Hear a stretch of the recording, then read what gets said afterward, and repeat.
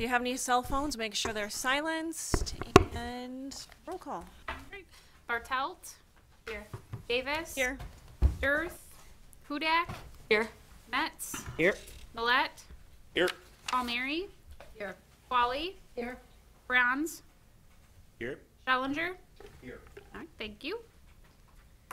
All right, any questions, comments, concerns about the January 9th minutes?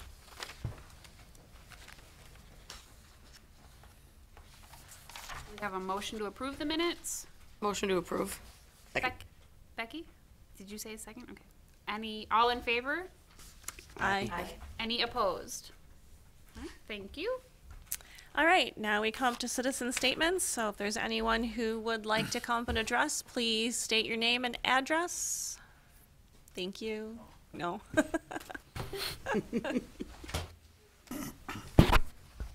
I'm Bill Wyman. I live at 1373 Wagoo Avenue, and I'm the president and CEO of the Oshkosh Area Community Foundation. I am really here just to let you know that the fundraising for the replanting the trees on the terraces for 2022, we were planning to raise $300,000, and we met our goal. So it's really good news. To give you a little background, back in spring, Travis and Ray came to the Community Foundation and asked if we'd be interested in helping do a private-public partnership and raise money for replanting the trees on the terraces.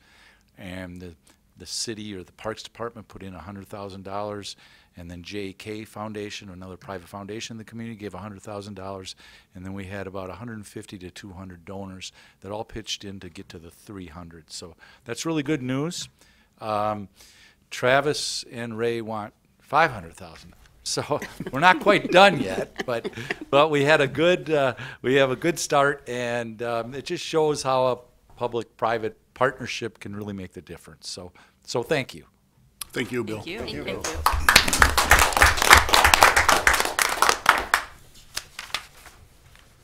All right, we have no old business, so we have some new business. Ray, if you'd like to introduce the bathhouse project. Sure. The first item on the agenda is discuss Menominee Park Beach Bathhouse renovation project. And if the board recalls, back in September, we brought forward a preliminary design for a building if we were going to try to renovate the existing building, keep as much of the structure as we can, and try to preserve some of that history. Parks Board had a couple of comments and a few suggestions going forward, and I let you know that the next step for us would be to come back with some cost estimates. So as T.R. Carroll's, who's been working with us on this project, started running some costs and looking at the existing building and what could be saved, what couldn't be saved, and like when you start remodeling, what needs to come down in order to put a new roof on or add a building portion on. What we started to find is that the cost to try to renovate and try to save just a very limited portion of this building was actually getting as high or higher than potentially building something new that could be replicated down there. We have had some citizens over this time had contacted us saying that, if we're not going to be able to preserve some of this old building, what if we start fresh, get something more modern, a little bit different feel for the beach. And so we talked to Tom Carroll's and his staff, and we said, let's go to three options. Why don't you give us the cost of trying to renovate the existing building, kind of talk to us about what can be saved, what can't, give us a cost estimate for that. If people wanted to see that building replicated, kind of like it was back in the 1920s, give me an estimate to do that. And then we had an example in Sheboygan of a new building at one of their waterfronts. So they provided that along with some cost estimates to do something a little more modern. I think there is an interest out there based on comments we're hearing, but also with the Clearwell project and some of the things going along across the street from Menominee Park, that it might be time to take a look at what's happening on the beachfront. So we provided that information in your packet. I do have Tom Carroll's here from T.R. Carroll's. So basically, I'll let him walk through, but cost estimates range anywhere from about $850,000 to a little under $2 million. If you recall, we had some shade structure on the south side of the building or adjacent to the building. He'll talk about that. There's an additional cost for that as well. So I guess Tom, if you want to come up and give us a little bit of your information that you worked on, that would be great.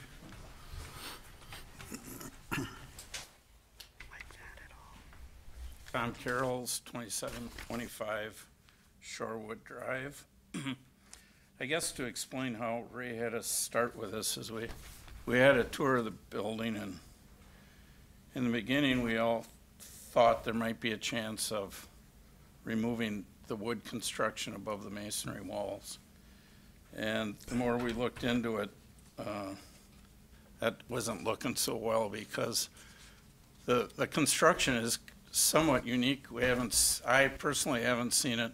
It's actually 2 width with about 2 brick wide. And there's a void in the middle of about 1.5 inches. It isn't like a solid brick wall. And with the moisture being an unheated building, freeze thaw, 120 years, just everything was looking like this. We shouldn't put a lot of money on top of this. So that didn't take too long for myself to come to that conclusion. Then we took it a step further and thought, well, if we want the same footprint, maybe add something to the south, or for sure add something to the south for Otter. We wanted to know if the foundations were worthy of reuse. So Ray lined up a backhoe and we excavated. We also were interested in the soils because the loads will be different with how we will frame any new roof. So we went down, found water pretty quick. Like the foundation is concrete, but here again, to put as much money as will be spent on the structure, it was our opinion that we should just be doing all new. The way we have to frame the roof with new loads, uplift, higher wind loads, there's going to be some forces put on that foundation with no knowledge of the footing size. We can see the wall, but we couldn't see the footing size. So long story short, to save the building, which is option 1, existing building renovation and addition, if we wanted to go through and try to grout those space between the brick, add some reinforcing rods, use the walls, take a chance on how the loads would come down. You remove a roof, you're going to have added cost in shoring the walls. It's just too much. It costs more to save it. We looked at that structure and felt that, I don't know the exact architectural term, but it's pretty simple. And versus trying to, it wouldn't be hard to replicate what is there now with modern brick and modern construction materials versus replicating something else, because we understood that there was a large majority of people wanted that same look. And what we were telling Parks is, we can give you the same look with new brick and new roof. So that first option is the 1.2 to 1.7, 1.2 to 1.7. And if you wanted to save the foundation, that's actually an option 2. It's more costly than new. You can see if you flip the page to option 2, it's considerably less expensive to put that building on a truck, go to the landfill, and start over. So all the 3 options have the same area. We didn't have a different program for a different building, but I think I explained option 1 pretty well. It was fighting through all the hassles of saving it. Option 2 would look just like option 1, and we'd be able to handle the framing roof framing, which the way we've presented it to Ray with some interior renderings and whatnot, there'd be quite a higher area in the middle with light coming in above. And we'd use wood trusses, hand-set wood framing. And those would deliver some concentrated loads. We'd be able to handle that all easier with this second option being all new. I'll just add quickly that the tent structure that shows up on some of these renderings, the shade structure, I should say, that's separate. That would be the same cost, of course, for all three. But when you consider this option 2, just keep in mind it would look very close to what is down there now.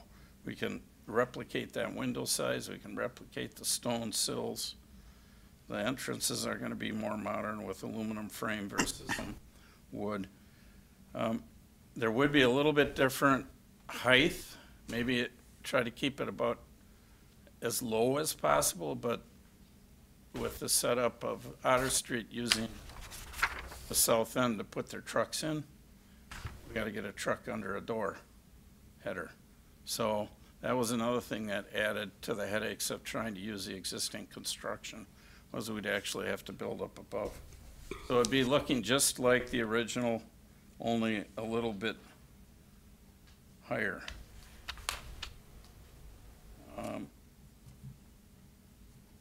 With option 2, we've got add 100,000 to use the existing, which doesn't make sense.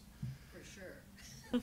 Yeah, the foundations, if somebody said, I'm afraid of the water table and whatnot, we've talked to people, saw a hole dug there. It just wouldn't make sense because then we're working around the foundations. But we don't have the Historical Society telling us we've got to keep any of it. So we didn't think that was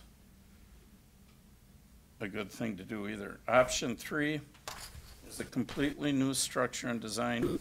We heard there was a group in the community that would prefer to see a more modern looking structure, which is fine. We were given the task to just take an idea of what that might cost.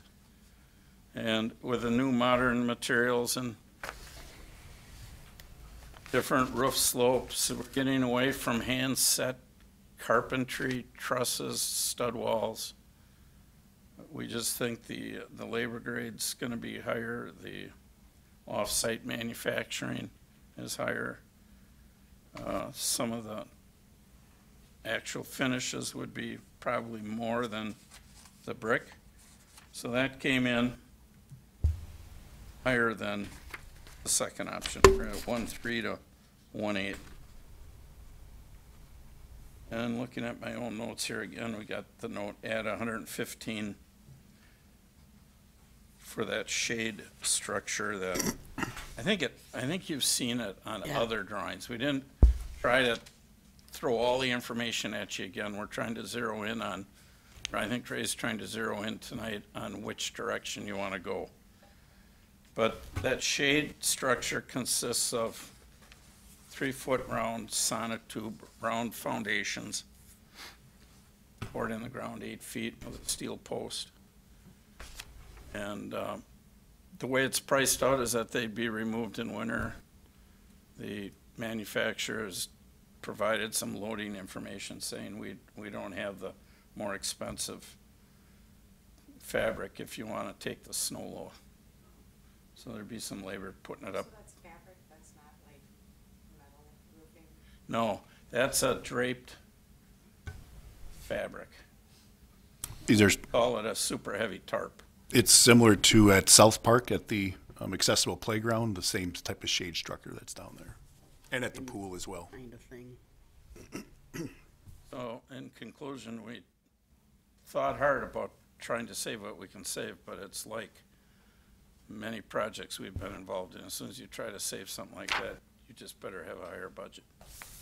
We aren't really getting anything, especially when we feel we can duplicate it. Was that what you wanted, Ray? That helps? Yes? If you got questions for Tom, feel free. So for option 2, you stated that the roof would be just slightly higher Yeah. in a kind of replicated version. Right. So is that gonna create a little bit higher windows on that kind of second tier of windows? It's a little squatty right there. Right. That would all be ironed out in the final architectural design of the building. You're asking if we can increase the height of that cupola either way, if the base height was higher or not. You were saying the roof was gonna be higher anyway, right? Yeah, what I meant to imply was the lowest eave line around the main structure. In my mind, if the proportions are right, which I think we're close to where we want to be, the whole roof would just be up. And then that narrow band around the top wouldn't change. I'm If just wondering if the roof's higher, if that's gonna look, if the proportions are gonna be off. it's going to change the proportions, that's why we're saying it right now. Because we didn't have trucks going in this building that's there presently. And there's some things we can do to minimize, like have the shallowest of headers, and we don't want it any higher than it has to be. But if it was option 2 or option 3, you're gonna be looking at design drawings and Oh, yeah. and tweaking it. It can't be exactly like it was, it can be evocative of it more or less. Right. Option 1, we would have to add masonry on top of the wall. And option 2, the new wall would just be a little bit higher. Option 3 also has to have. Option 3, we haven't done hardly any section. No, we didn't. We didn't do anything other than try to rationalize how much more it costs to build a more modern-looking building. But that's something to be remembered. This is going to have trucks in it. If it's going to have trucks, we need headroom. We need headroom, we need height. So it won't, we like to keep it as low as possible because that's the original look, but So for option 2, it says wood framed with brick veneer. Yeah. That means it'll have real brick. oh yeah. Okay, Yeah. okay. Option 2 is the wood frame, meaning like type of house construction. Right. An argument could be made for, instead of a 2x6 stud, possibly a 8-inch CMU concrete block, but Tom, can you talk a little bit to the bricks that we were able to locate? It's the same company that we found that, yeah, Some Anderson bricks? did a great job finding some brick units that is really a close match. That was a big consideration of ours if we tried to save the original, is how we were going to be able to match a brick. And he surprised us. He came up with something that most of us thought he wouldn't be able to do. So I am assuming that, I can't remember the details. I don't think that's just a bunch of brick he's got laying around. That brick is being made, so we have a brick very close to what's there. So if we go with option 2, it's going to look the same except a little higher.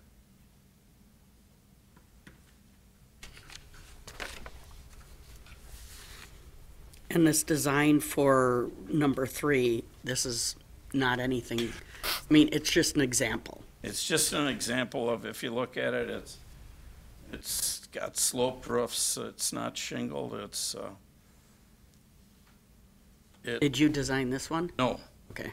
We had said, we had heard somebody make comment like, why don't we consider something similar to this that was done in Sheboygan? And the group would have to decide. In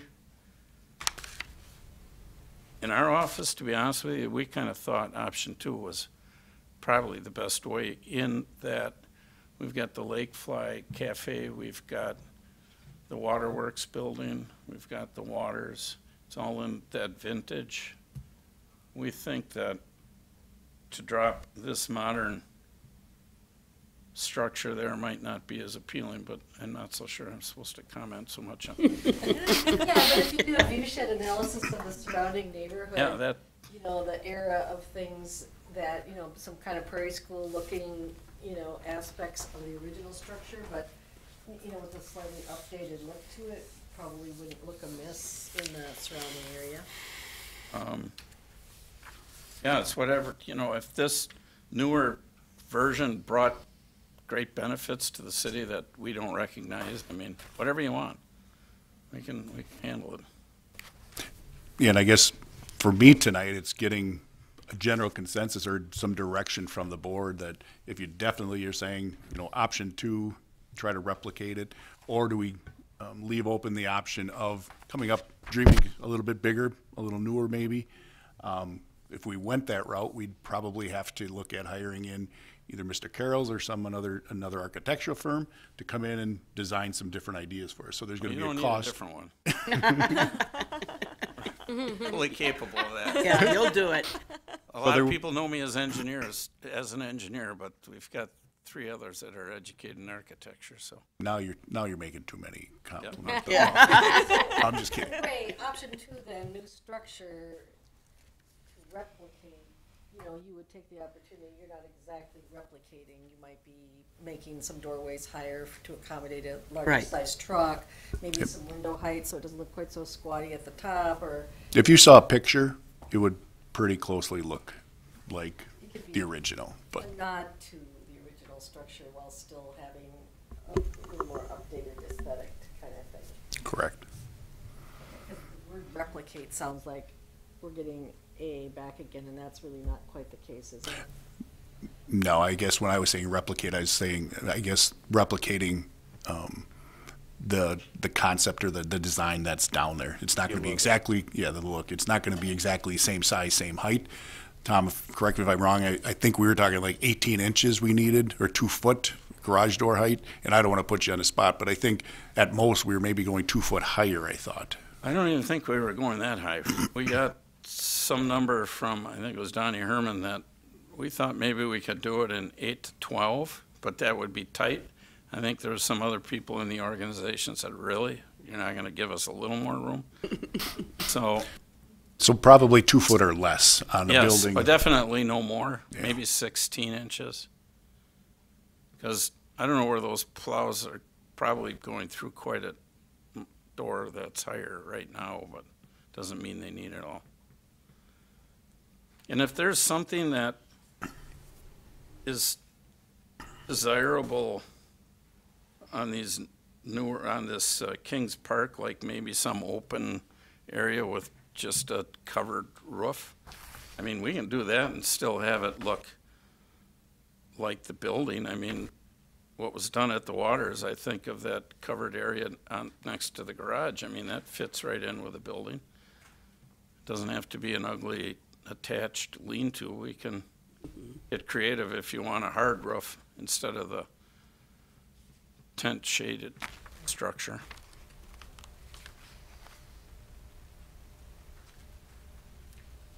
This isn't on here for any action. I guess if somebody, again, has a strong preference, we can leave it on here and bring it back if you want some time to consider it and see if, after we brought this information out tonight, if there's members from the community that might want to come back and talk to you about that, or if you hear on the streets what's going on. But I guess we wanted to share with you what Tom was able to put together, because it's changing.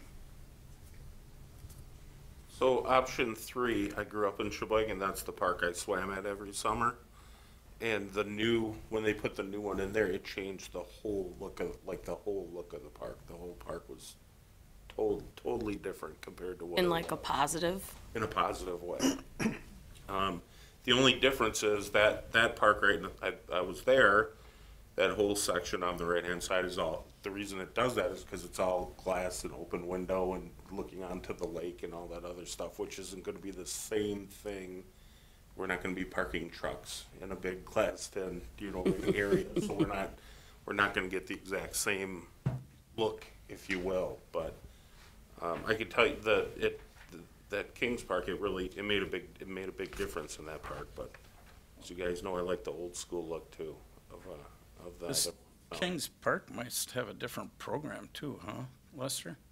I mean, there's more activity going on in there. Yeah, that to the right side, it's just a big open space, kind of like what we have going on At Lake Shore? at Lake Shore. You know, it has a big area where there's all tables and a kitchen and all that other kind of stuff. So it's a good looking building, but it's a totally different use of what we would be using, Right. what we would be using it for. So Ray and Chad had us develop an area in the center that could be used for something like that. and it is neat in the Okay. concept. There's bathrooms to the left, and then there's the big building to the right, and it's separated by that little walk-through in the middle. So I'm sorry, did you just say, was that option 2 that you They're put all in the a same. center open space in the center? All the option 1 and option 2 are all the same because we just did a rough floor plan that I think you've seen in other meetings. But this is really speaking to how we would build it. So the interior working of the building is the same. I would say from our department, anything we put down there, we would want to have some community space. And we had talked about that back in September, whether it's the sailing group needs to get in out of the weather, or we have a yoga class that would like to be on the beach or something, just giving that flexibility for the community use as well. So I would see that being in any building we put down there. So Ray, then, and I'm sorry if I missed the meeting where that was talked about. So in option 1 or 2, that particular layout would allow in that Yes. 4,000 square feet for that? Correct. It doesn't really have natural lighting with those Well, prairie style windows. If We're we, gonna those windows would be active. Around in the- option 2, it would provide better natural lighting. Okay. Right. And you have the flexibility of increasing that or increasing the roof size a little bit to make sure those windows take better advantage of the lake view and create more natural light, either on the lower floor or near the top of the roof. Yep. Right? I think to clarify, if you're to look at the design shown there, if you look at where the doors are in the community space room, that would actually be glass windows and doors out to the lake to see there from that active use room. Everything else would be more restroom, storage, things of that nature, but that would have a face to it, so. There's a roll-up door there that would be open for most of the part, right, Chad? During Correct. operations, For security wise afterwards, to block off the glass doors, yes, but during the season, it will be open aired, or like open glass viewing through. what I mean though is to the left of that bank of windows, right there, Yep, that door would be open. It's a roll-up door. that's a storage room for kayaks and I can't stand-up remember if we paddleboards. had that open to that common area too, that, Nope, that was closed off. To the common area was the open glass doors, okay. things of that nature. Yeah, I think we all agreed we wanted to maximize what out to the water. What's the roofing material? That would be a shingled surface of some sort, whether you go with a conventional shingle or a metal shingle or a clay tile shingle. That would fit the time we could.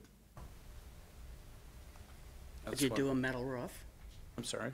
Metal roof? You could if you thought that was appropriate. So Just lasts longer. we were talking about a potential hard covered, instead of the temporary Right. fabric. Would you match that roof or? I think that'd have to be answered when you're in the design phase. That's not my gig as much as the guys. Just a random thought. Thank you. I would be interested in seeing more option of 3 of just options of what could be out there for possible upgrade. Not saying 2 is a bad option, but just to Lester's point, if we're gonna be doing some sort of upgrade, I'd be interested to see what the options are for what it could look like. I would just, with option 2, with that temporary roof structure, just a thought to actually see that a little more developed than the cost option. To have something more permanent, because when I look at that, eventually those temporary heavy tarps are gonna need to be replaced. They're not gonna be a long-term item. That's gonna be a long-term maintenance issue and then an annual maintenance issue or semi-annual of putting it up and taking it down. Just more burden on the limited staff that you have, not knowing how much time that would take, but it doesn't look like it's gonna be a simple job necessarily either. So just to see what that might look like, and then it kinda takes those two things out of the future equation, you know, if it could match up that roof line, you know, and same material, that might look all right too. It doesn't look bad, you know, the way it is, but in one way, that's a little bit more modern look versus the buildings on a little bit on the older style. It might look match better with, you know, both structures being more from the same era design type. I understand what you're saying. Just to make sure everybody understands, we didn't put a lot of thought into the design because option one is fix this thing. Option two is make this look like the thing that needs fixing. Right, yeah. And option three is go look at something else and guess at a cost, so. I could imagine, because they're both 4,100 square feet. They're all the same, that'd be the only true way to evaluate. They're both same amount of square footage. Right. And does one have more steel? I was just comparing them both. They look, what they're made out of is pretty much the same, wood, steel, and then brick veneer. But a new building that looks like our old building is way less expensive than a new building that looks like a different new building. And it's the same square footage. The cost is for our Four Seasons building and how many square feet that is? I do not have that offhand. It's right around a $4 million project. All the square footage though? I don't recall it offhand. There's a lot of groundwork in that one though. Yeah. There's parking lot and 82 car parking lot and a lot of lighting and other things too. Yeah. I like option two. So when we're looking at option two, I just want to be clear that, you know, we would be looking at drawings that are sort of doing an updated version of a historical looking structure that maybe have some either upgrades in terms of light or, you know, along those lines, we're not closed or so I'm leaning toward that, but I'm wanting to take advantage of having a little more modern aesthetic. It's at the same time with the brick and the colors. If we were to do option two, I would say it's going to be looking just like you're seeing up there. That's would be our starting point at this point. Which there's going to be quite a bit of natural light because we've got, there isn't a ceiling in that center area. There certainly is over the trucks. But when you walk in there, you're going to have that bank of windows up high, all four sides. That blanked out, they might be blanked out over the garage portion.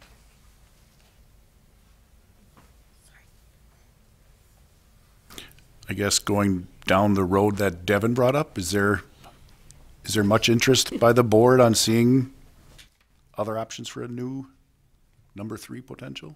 Not like number three, but something new. Not like number three. And we didn't put that out as an example, just to give you an idea so that you can know something that is in a similar cost roughly, so. Okay. I'd be interested in seeing other ideas. It's hard for me to imagine. It's not that creative as you or your people, perhaps, to imagine what that could look like. I do take the point well about like what does it fit, how does it fit into the neighborhood, and sort of seeing this one maybe doesn't fit in as naturally, but I think there's also like different options that would probably blend that.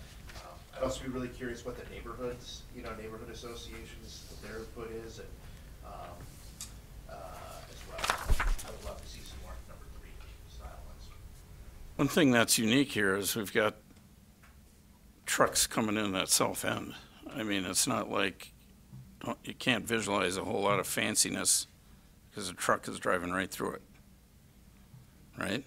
So then you aren't going to probably add much to the east on the lakeside. But if the program we always talked about, you might want to add something on the north end for, or maybe to the west side. I don't know, what,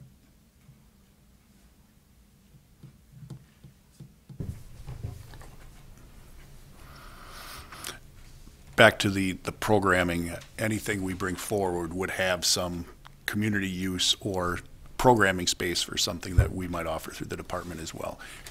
May not be huge, because then we're growing the footprint of the building pretty large, but either way, we'd want to have that. We'd also want to have our amusement, kayaks, stand-up paddle boards, canoes, any type of that equipment we'd like to have here as well. It just makes sense. from everything I've heard tonight, Ray, I almost think some of those interior renderings, model shots, might give some people a better feeling of what it's looking like on the inside. It's out on the city website from September. Oh. We did have that presentation. So it is out there, so if you want to see those, go back to the September meeting. And the public, same thing, you can take a look at those. If anybody's walked through there and think that it's gonna go back like it is now, that's not the case. I mean, that's pretty dungy in there. Yeah, there's going to be modern restrooms, modern shower, changing areas. And the roof line's totally different. The ceiling, the environment inside is different in that we were given the direction to provide some slope to get some natural light, which is the windows. So it looks nice on the inside. I think you guys put together some directives that watched the budget, but yet gave us a nice interior there with quite a bit going on. So if there's any other questions, otherwise what I'll probably go from here is put together some type of scope of services that we would work with, coming back with some potential designs or ideas, more modern, to take a look at. If you think back to the, maybe many of you were in here for the Four Seasons building design, but that's really how we started there. We started out with, I think, 3 different designs, started melding things that we liked, that we didn't like, and basically came up with a preferred design for that. But would we not be looking at a modern version of option 2 as well?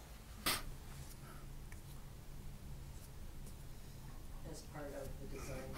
I guess, what do you mean by modern? Because it's going to be, well, if we're trying to keep the same feel or the look, it's going to be all modern materials. I guess I just don't, I want to make sure I know what you mean by. I mean, a slightly more historical looking design that would fit better in the neighborhood than a real contemporary looking structure.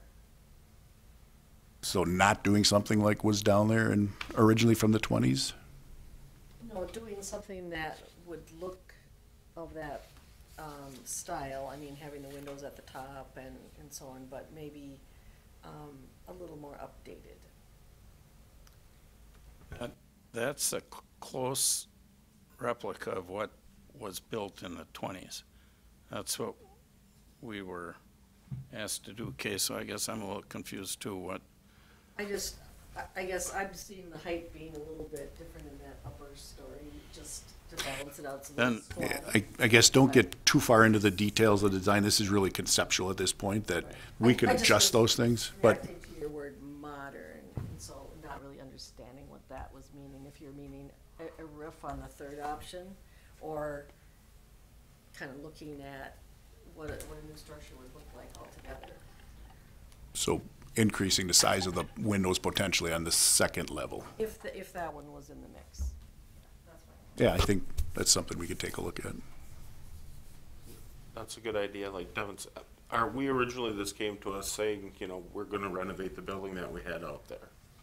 And then now we say, well, we can't do that, what's plan number 2? And we're building a building that looks very similar to the one that's out there already. I think it makes sense if we have an option 3 there to kind of see something a little more in what we would need that would fit the neighborhood. That is, I'm not gonna use modern, but that is different than what we have there already. Sure. Nope, that works for me. Through this process, just remember there is a price tag.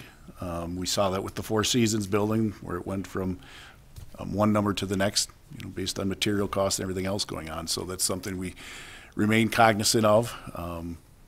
Something that I've already talked to Mr. Wyman about, a public-private partnership is going to be needed for some of this as well. I just wanted to ask if the shade structure and that part of it could be budgeted for in a different year. I think it depends. Overhead part of it. Yeah, I think it depends what we come up with, if it's something attached to the building or something even close to what they did here. 'Cause it looks like they've got some shade structures on both ends potentially. So I think it'll depend on which building and which option. But yeah, if you went with this version, definitely you could look at phasing that in. You could cement in the footings, you know, the high wind footings or whatever, embedded in the concrete for the future structure.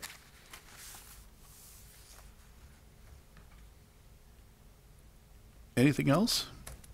Are we good where we're headed? Bill, did you have anything else you'd want to add, or you're good? I have all sorts of. All right. Come back to the next one, no. What, yeah, In the inside. Don't worry about it. I'm not worried about it. I think you've already said that since you're not, option one is done. So if you're gonna do an option two, one idea would make it look just like option one, which is what's up there, but there could be a lot of other opportunities, and does option three really fit? I don't know if that's right or not. I guess, I don't wanna, I don't know if all the details are done. I mean, do you all know that the Otter Street's gonna be part of this? Good. So as far as my part of this, I would be happy to help promote a public-private partnership. But when you do that, then you're gonna have some people that are gonna be, well, you probably get that anyway, that aren't gonna like the look. But no, I don't have much. And I think that's why we will be bringing it back to this board. It's a public meeting, public comment is always welcome, and so it would come back here for final design direction. I just wouldn't decide just because of price, because we just did really well with the trees, and people really like this community and they're willing to give back. So I wouldn't just stick to the, I always say maybe build it like a C project and then have the private people bring it up to a project. That's just my opinion. Thank you. thank you. Okay, well, this was helpful. We'll take it on to the next step. Keep you posted. All right. All right, report on the 2022 Parks Department programs and events. I am going to turn this over to Jenny. Thank you, Tom and Bill. Thank you. Thanks, guys. With everything that we do through our department, event-wise, I thought it'd be good for Jenny to give the community and give this board just a little bit of a picture on how we did last year, how we did a couple of years before that, but just really get out there, some of the great things that we do and the great things we're working on for this summer. So I thought having some type of report from Jenny would be really good. Okay. So like Ray said, this is kind of like a year in review of all of our different facilities that I manage, as well as the special events that we have at all of our different facilities. So this here is a picture of our Brews on the Bay down in Menominee Park, which we started a couple years ago. And the first summer we did 4 of them. Last summer we scheduled 8 of them, 1 got rained out. But this is a picture from down there. I know some of you have been to some of these concerts, but I'll kind of talk about it more once we get into the report. So, all right, so we'll start out with Pollock Pool.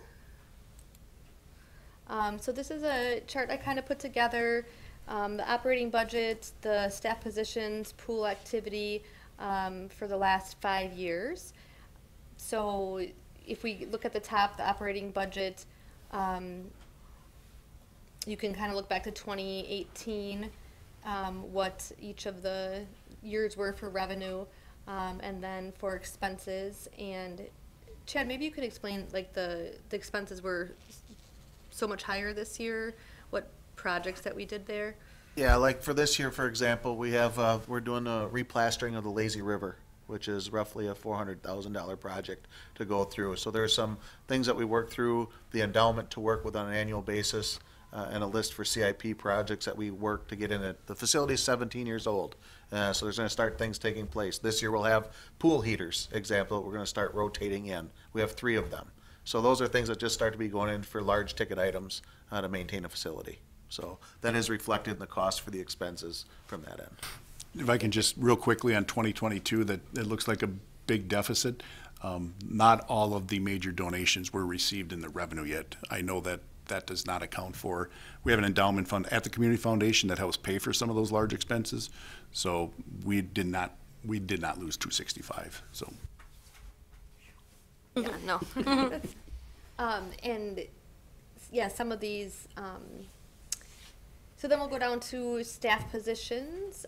So kind of just going through, they stay, you know, with the years and the number of, what we've had to do in a lot of the positions, if you look at kind of the increase of part-time positions and lifeguard positions, we tend to have more positions but the same hours. So it's really hard to find those kids that at the beginning of the summer they say, yeah, I want to work and I want to work 40 hours, and you know, by July 1st they're like, oh, give me 10 hours, you know. So we find ourselves hiring more people each year, but not working any more hours. It's just covering the hours that we need covered with more people because they want off more. Especially like on the weekends, it's hard to fill those because kids are busy doing things. So as far as the pool activity, the attendance, you know, in the last couple years it stayed pretty close to the same. Season pass sales did go up last year a bit, so that was good. And you'll see that we continue to get the money from the Foundation for the Scholarships. That is, if you guys are not aware, that is for low-income families. They can fill out an application to have their water park pass paid for the summer. So this year we got $9,739 from the foundation for that program. So, Is there a way to know on the attendance? So if we were at 50,000 in 2018 and these last couple of years post-pandemic we're at 33 to 35,000, is there a way to know how much of that is resident versus non-resident? Not daily attendance, no. When they buy a season pass, we know if they're resident or non-resident, but there's no way for us to know for daily passes. Or, I mean, daily visits, just someone coming and paying their, you know, money at the gate. So of those season passes, what do we know what that breakdown is? I did not break it down that way. I just broke it down for the total. And you'll see on the bottom in 2019, the reason that year was up was because we hosted the Pathfinders that year. So they bring in, you know, tens of thousands of people. So right at the end of August, you know, we had a big group from the Pathfinders coming in 2019, which increased our numbers there for that year. So, any other questions about the pool? Okay. So just some special events. So our sponsor for the pool is Winnebago Community Credit Union. So they sponsor all of our special events up there, which is a really great partnership, and they are on board again in 2023. So that is great to hear. So just some of the events that we had at the pool this summer. So the Jungle Party, Pirate Ship Shake-Up, Ducky Days, Season Pass Appreciation Night, and Aqua Fiesta. So typically we'll do events like for 2 years, and then every 2 years we switch them up and come up with kind of all new events at the pool. So Ducky Days is one that we do annually. We sell duckies that we race down the lazy river, so that's a really fun one. People purchase their ducks, and then we have nice prize baskets, and then we dump them all down the slides and they race around the river. So that's kind of fun. We do that every year just as a fun thing in August at the pool. So okay, so we'll move on to the Menominee Park Zoo. So Wildlife Wednesdays, these are sponsored by the Oshkosh Zoological Society, which is a great partnership with them in order for us to bring in programs throughout the summer. So every Wednesday, starting the first Wednesday in June and going to the last Wednesday in August, we bring in a group. It could be anyone, we could bring in maybe a snake program or a raptor program. We've brought in Schlitz Audubon, all different groups we bring in, and they come in on Wednesdays and kind of bring a special program every Wednesday. So these programs are, well attended. We get them out pretty early, for the whole summer so people can put them on their calendar and come join us for those. We've had Zoozort before that brings all different kinds of animals for the kids to handle. So a lot of cool programs that we do on Wednesdays. And then we also, just our summer programs in June, July, and August, the Oshkosh Zoological Society also pays for a zoo education coordinator, and they oversee the interns that work for the zoo.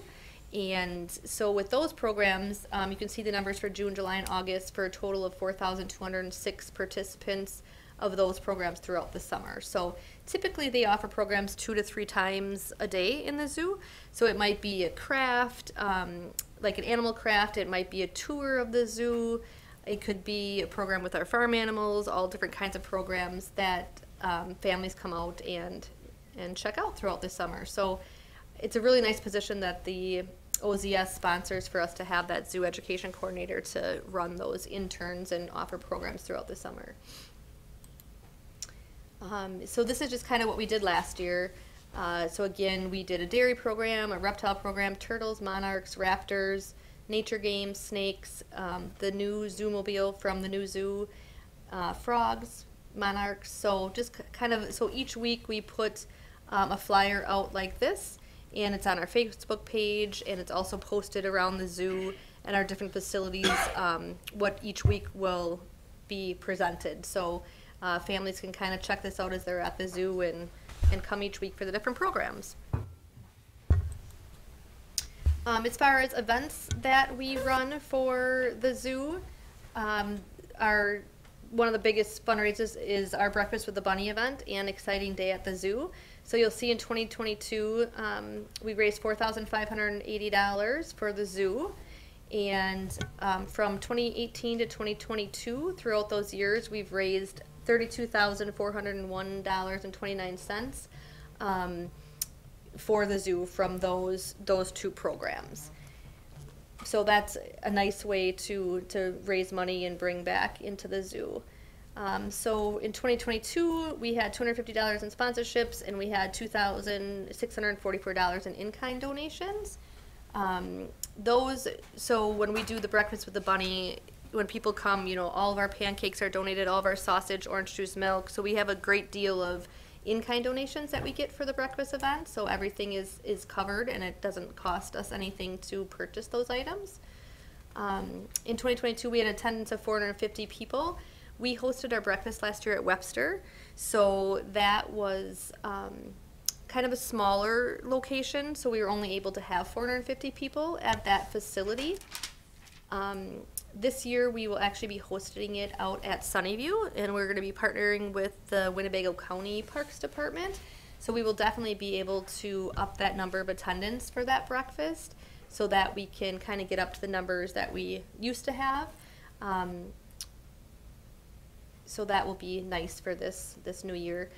Volunteer hours there, you'll see, just for those 2 events, we had 20 volunteer hours, and that equates to $2,396 worth of volunteer support, which is a huge deal. It really helps us, and that is just for the Breakfast with the Bunny, so that's that much money that we're saving, not having to have more staff there.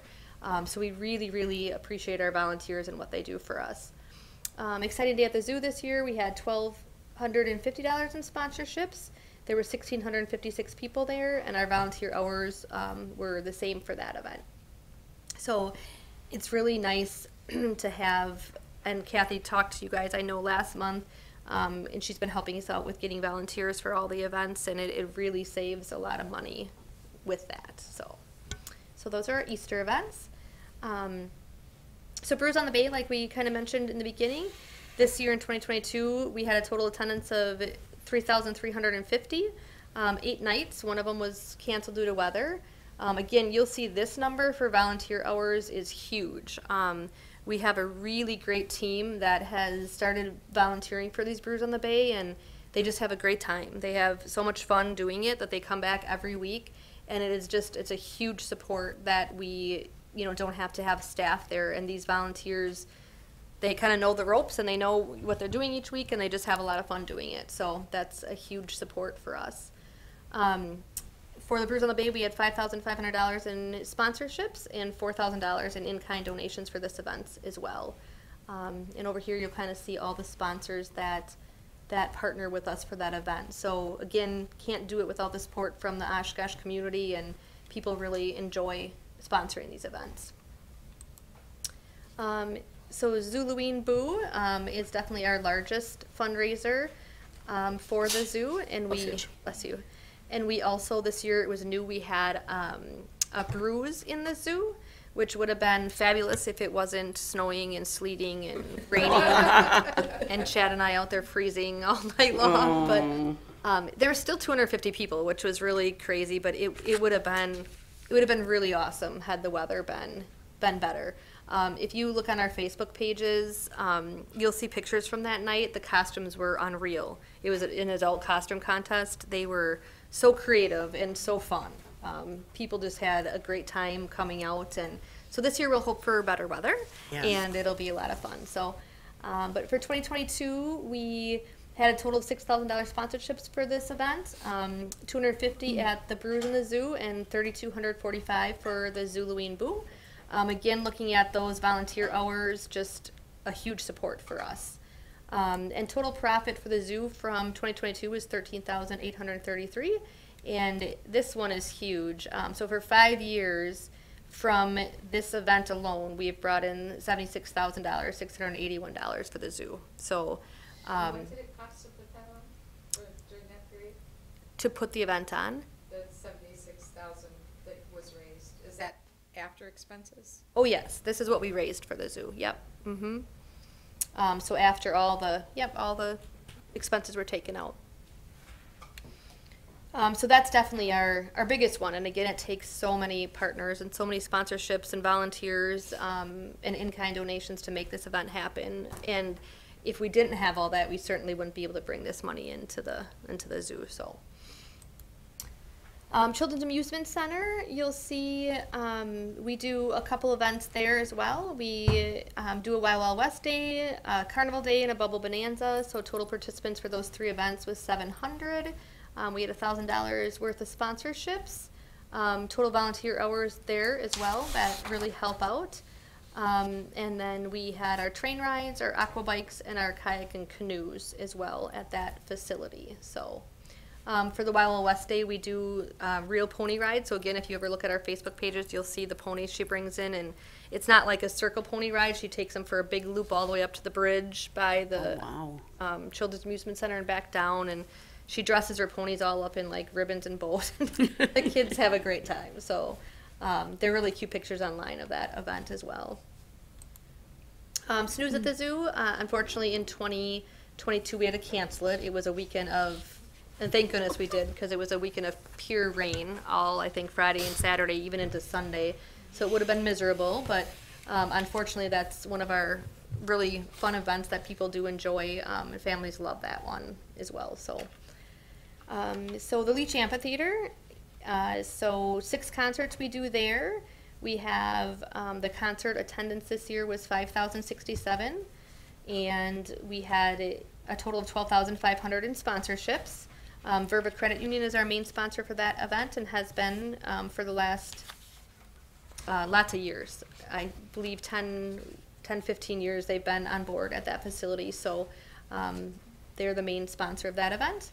And WPS is the sponsor for our the family activity that we do that night. So again, volunteer hours are really great there. Those concerts, we always start at 5:30. We have some type of family fun. So we involve the community. So Richard's School of Dances come down and dance before in a concert, or the Kinsella Irish dancers have come down, the different karate clubs. So they come down and they bring their families with them, so it all brings a nice crowd right at the beginning. And then we have face painting and bounce houses for the kids, and then the band kicks off from 6 to 9. So this is the glam band that we had last year that brought in a really great crowd. So, sticking with the Leech, we have Touch a Truck. Again, definitely favorite of the community. We had 2,500 people who attended. $2,500 in sponsorships by Oshkosh Corp. And then again, our volunteer hours for that event. And last year, new at the Leech, we did yoga at the Leech. We had 4 different yoga dates that was sponsored by Inner Sun Yoga Studio. And so we had, between those 4 nights, we had 150 participants. So that was a really great new thing for last year at the Leech, and people really enjoyed it. And we're definitely bringing that back this year for people down at the Leech. Movie nights at the Leech, we usually do 3 of them, and the attendance was 443 people. We had $2,250 in sponsorships, and then some volunteer hours there as well. So at the movie nights, we always do, again, we have face painting and bounce houses, food trucks. That all happens before the movie starts at dusk, so it's kind of a fun night down there for everybody. So that is a year in review of, I'm sorry I went through it fast probably, but that's kind of all of our facilities and all that we do in the Parks Department. So you can kind of get a little taste of what those events look like. And overall, the weather was really, it really was a great year for weather as far as the concerts go. You know, we only missed 1 out of all those concerts. And then our lovely snooze or our bruise night was not good, but otherwise the weather was really great this year. So, any questions from anybody on all of that? Oh, great job. That looked awesome. Thank you. Good. Great job. All right. Well, thank you. Thanks, Jen.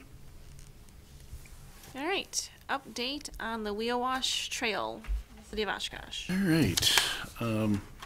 This is a project that it's really been in the background and been worked on since I started here 13 years ago.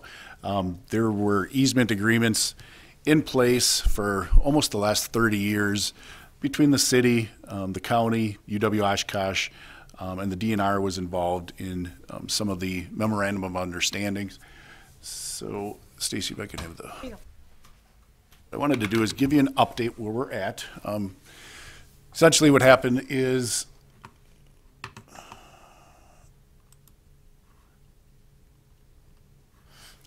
you can see down here, so 1994, this was part of a memorandum of understanding. So the county parks had easements from the city and UW Oshkosh for jurisdiction over the trail. Basically the trail from the University, Steiger Park, Wisconsin Street Bridge, all the way out to I-41. And basically that's what this is showing. So here you can see is Carl Steiger Park, Wisconsin Street Bridge is roughly here. Takes you through the university area. This is near Axel Tech and Spellman's Marina right here. Crossing Oshkosh Ave, and then going through River Mill and all the way out past Riverside Cemetery, and then up to Marine Drive up by 41. So part of the agreement when the Butamore Bridge and the Causeway were completed, the Tribal Heritage Trail were completed, was that when that was done, because the county parks were taking on the jurisdiction and responsibility for that, the city would take on the jurisdiction and responsibility for this section of the Wheel Wash Trail. Again, it goes back many years. Rob Wade, the previous parks director, and I started working on this right before COVID. Obviously, COVID came and other priorities took our time, and then Rob retired. So by the time the new parks director got on, we picked that back up.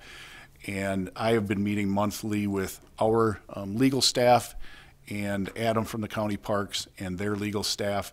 Each section of this trail have various items that we need to work through, legal issues as far as releasing easements, getting the city back on the easements through by the university, getting the county off of those easements through this area, which is the wooded area by Axel Tech.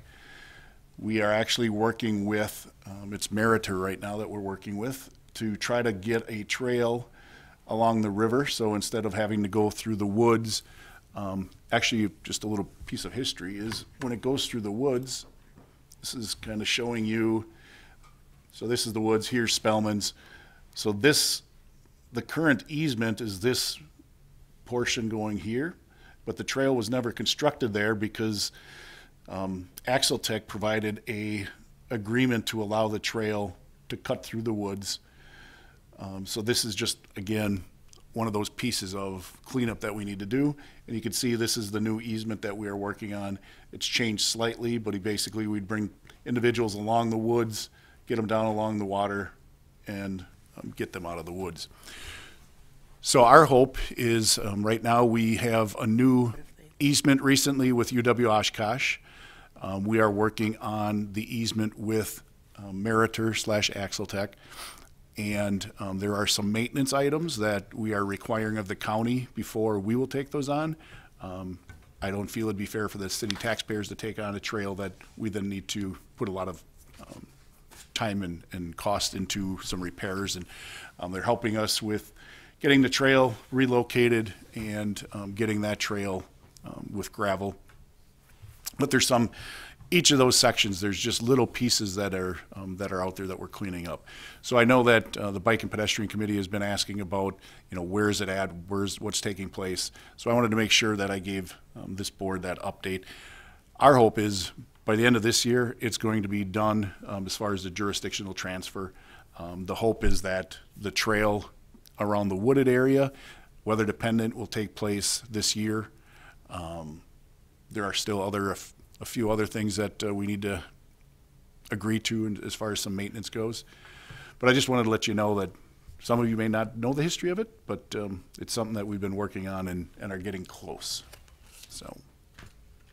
I have a question. Why do you not like going through the woods there? That's one of my favorite parts. That's one of my favorite parts. Yeah. There's safety concerns. It gets fairly wet in there at times. It does get very wet. And again, just based on having the trail so much along the waterway, we wanted to try to get it back to the waterway.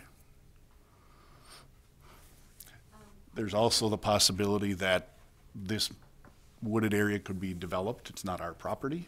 And so by us getting outside of the wooded area, there's potential development that may or may not take place in the future too. Ooh, in the woods. Question, Ray. So last year, another company bought Meritor against Cummins. Are those conversations continuing with the new owners? Yes. I'm just looking at my notes if I left anything out. It's been an involved process, like I said, but we're getting close after many years. That's it, unless anybody else has more questions. All right, well, moving into staff reports. So Ray, you're still up. Okay, our March 13th meeting, which is the regularly scheduled night, that is the night of the State of the City. We are back in person for the State of the City, so we will all be there, so hopefully you will be there. So we won't have a meeting on March 13th. If anything comes up that needs immediate attention, we may have to schedule a meeting in between there. And I would, we check on your availability, but this time there's no meeting on March 13th. Update on the self-service kayak rental program.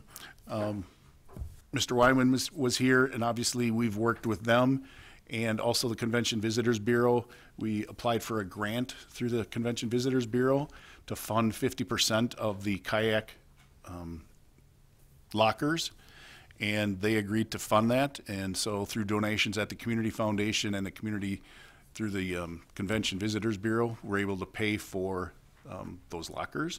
So I'm meeting with that firm this week to try to get in place delivery and setup and that process. So that is moving forward. So we're excited to see that coming down to, again, down at Miller's Bay area. We'll be finding a spot there. Update on...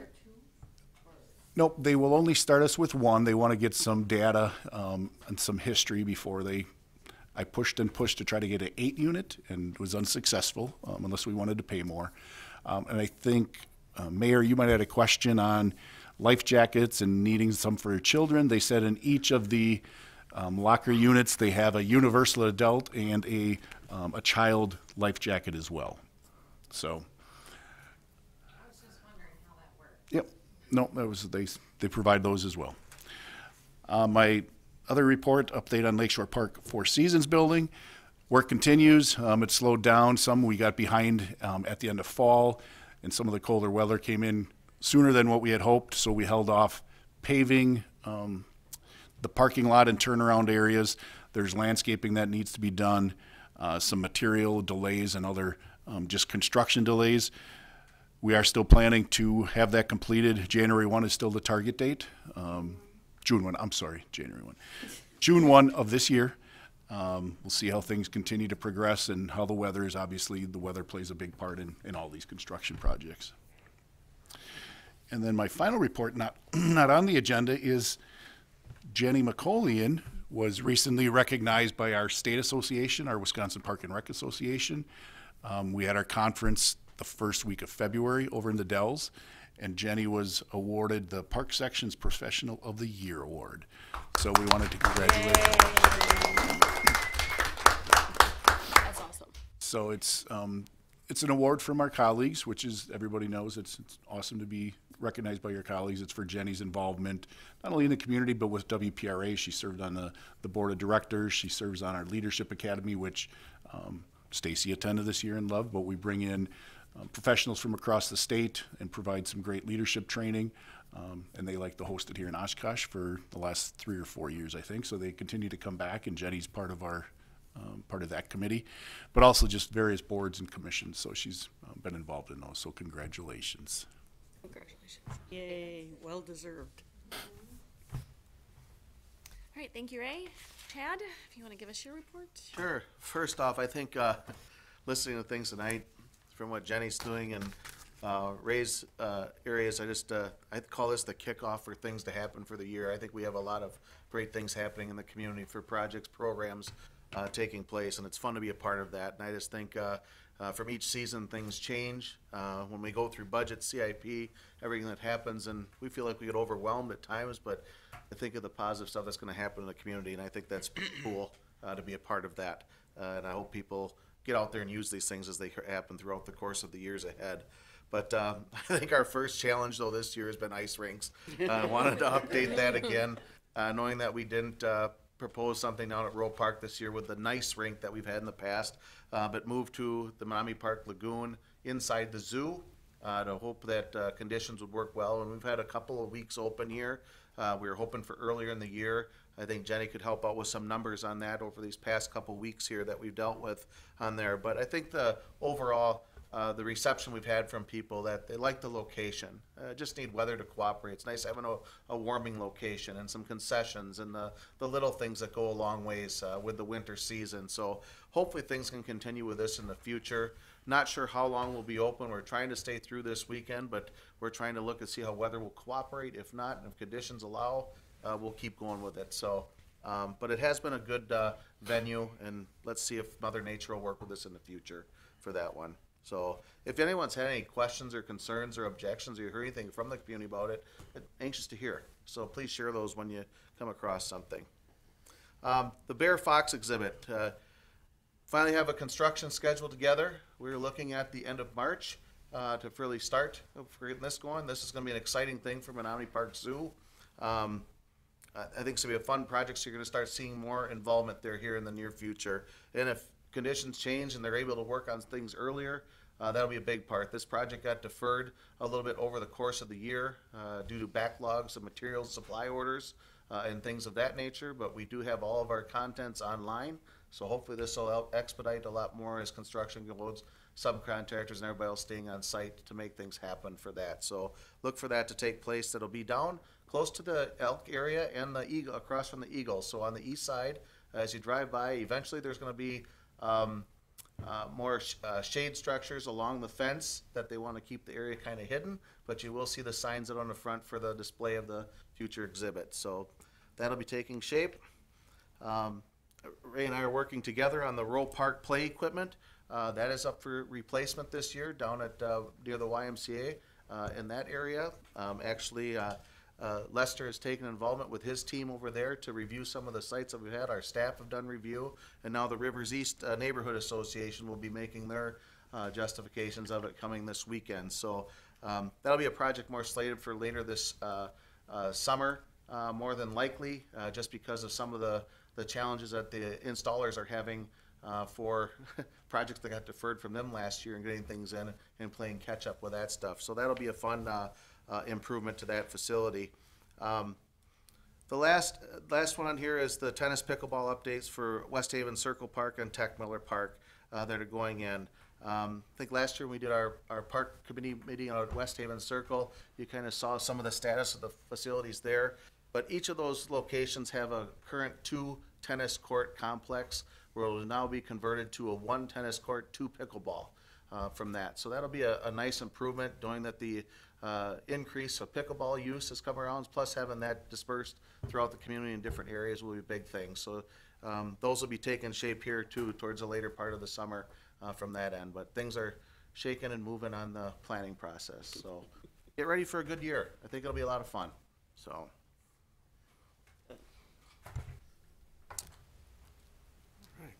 All right. Thank you, Chad. Travis? All right. It's tough to follow those guys. All right.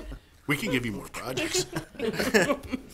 I just wanted to start and definitely thank Bill Wyman and the Community Foundation and all the donors and for all the support and the effort that they've given us in helping us raise the funds for trees to replant the terraces.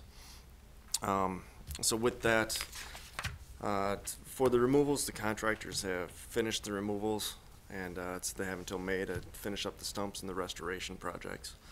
After that, we will start planting in this spring, hopefully in May, June.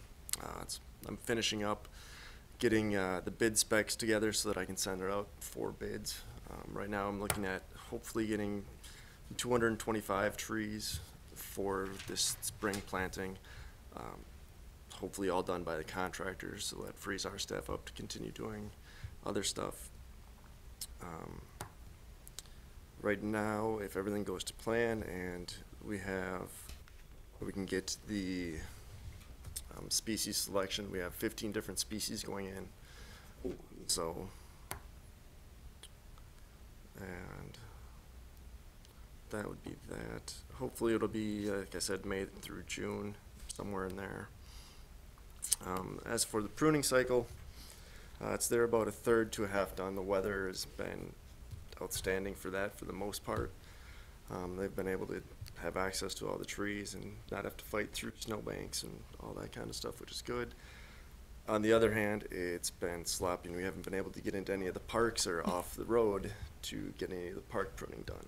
So it's kind of a give and take there.